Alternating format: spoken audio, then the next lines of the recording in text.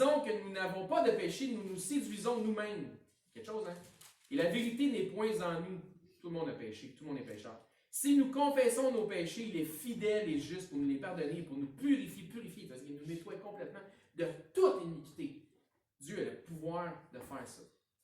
Si nous disons que nous n'avons pas de péché, nous le faisons menteur. Pourquoi? Parce que Dieu dit que tous sont pécheurs.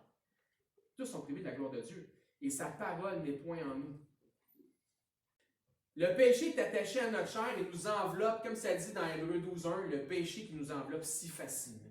Ça nous enveloppe facilement. Personnellement, je me sens trop souvent comme l'apôtre dit de lui-même dans Romains 7,14.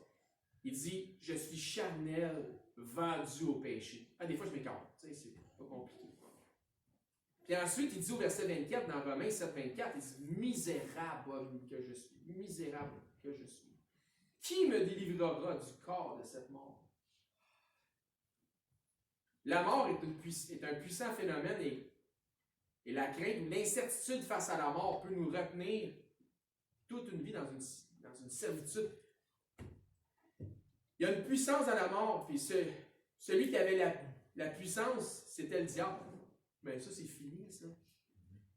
Mais Jésus, par sa résurrection, a eu la victoire sur la mort et sur le diable. Il est celui qui peut vous délivrer de cette mort parce qu'il a vaincu la mort. Puis comment on sait qu'il a vaincu la mort? Parce qu'il a passé à travers. Puis il n'a pas été capable de le retenir parce que c'est lui qui a été plus fort, il est revenu à la vie. Fait que Jésus a vaincu la mort. C'est à cause qu'il a vaincu la mort qu'on peut mettre notre confiance en lui pour avoir la vie éternelle. Aujourd'hui, je suis encore dans ce corps mort, je suis encore dans ce corps mortel. Mais un jour, par la gloire de la grâce de Dieu, je revêtirai mon corps glorifié à l'image de Christ. Jésus est celui qui me délivre du corps mortel que je possède temporairement. Comme une tente de camping. Okay? C'est juste un petit logis temporaire. Mon corps est la demeure temporaire où loge mon âme. Mais je vais vers ma demeure éternelle. Je suis un étranger sur cette terre, seulement de passage.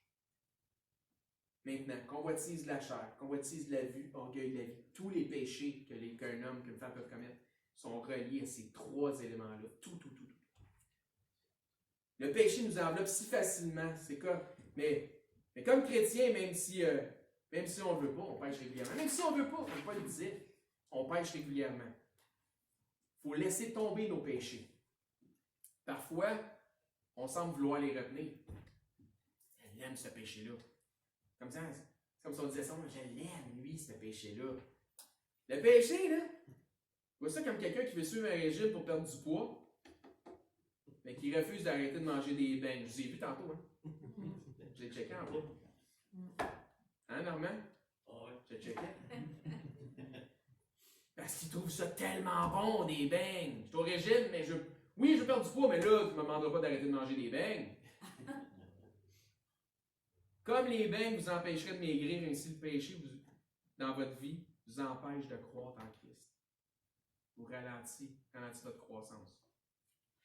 Si vous sentez que vous faites du surplace spirituel, c'est parce que vous mangez trop de beignes. C'est peut-être parce que vous êtes attaché à un péché, justement, qui nuit à votre progression. Est-ce que ce soit ça?